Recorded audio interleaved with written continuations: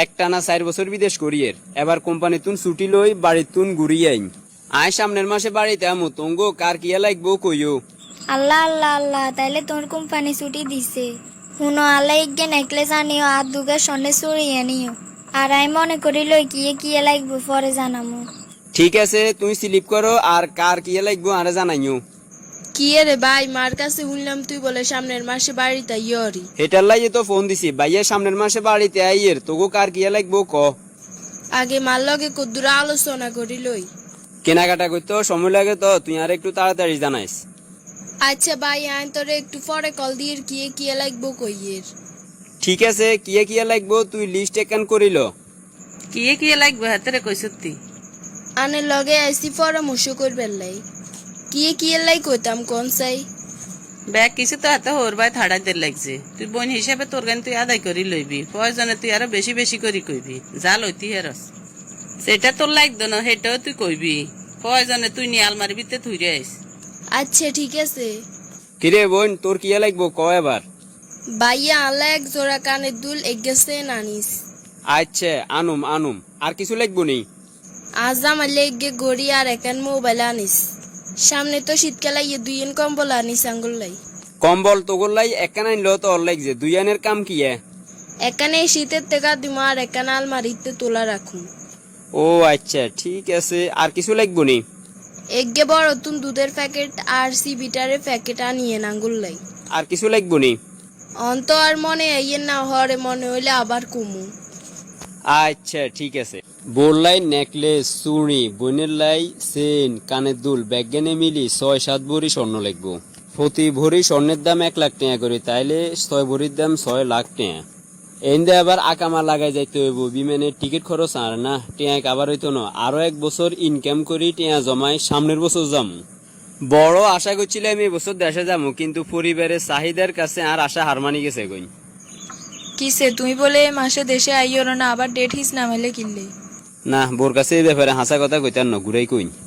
এরে কোম্পানি আঙ্গু বেগুনের ছুটি ক্যান্সেল করে দিছে, সামনের বছর যাওয়া ছাড়া আর কোনো উপায় নাই। তুইও কত তাল বাহানা কর।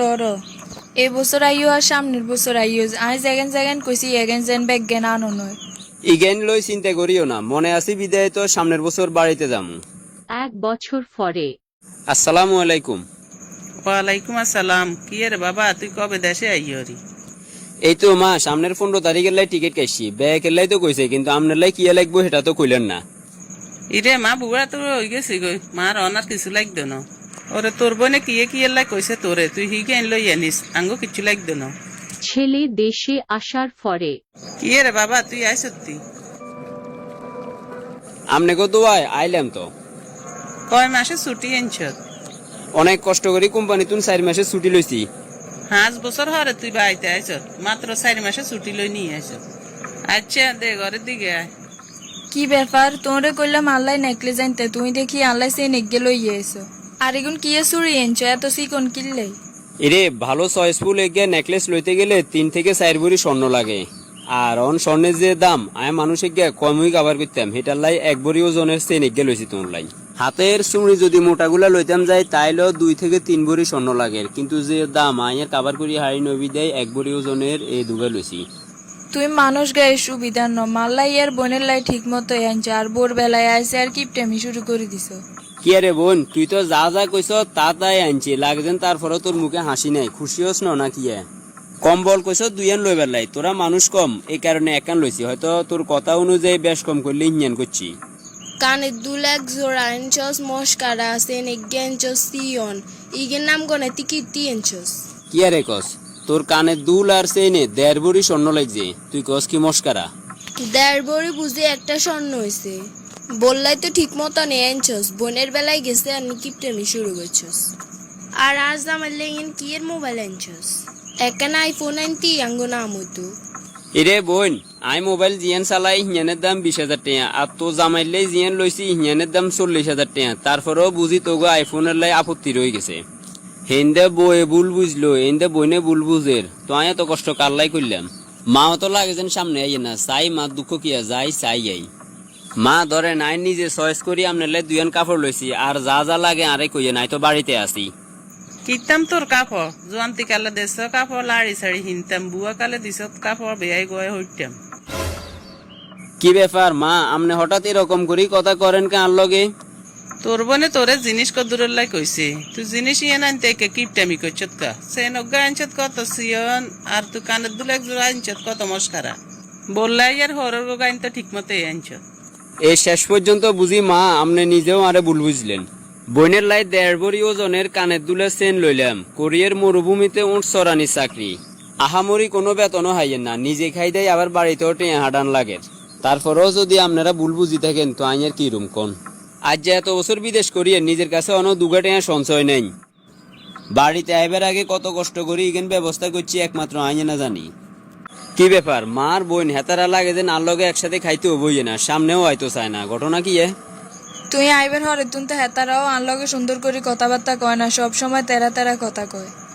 আরে খুঁসাই খুঁসাই কয় সব আর বাপের বাড়ি থাড়াই দিছ। যে কারণে মানুষ গুণের খুশি দেখার লাই 1 বছর পরে আইলাম, ফলাফল দেখা যায় শূন্য।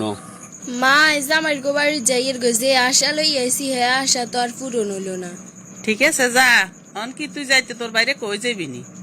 কই সেবের কাম করছে নি হাতে, দেখবেন হাতে বিদেশ দেবের সময় তো আইয়া রাইতেন না। জেনে বালা মনে করস তোরা এনে কর।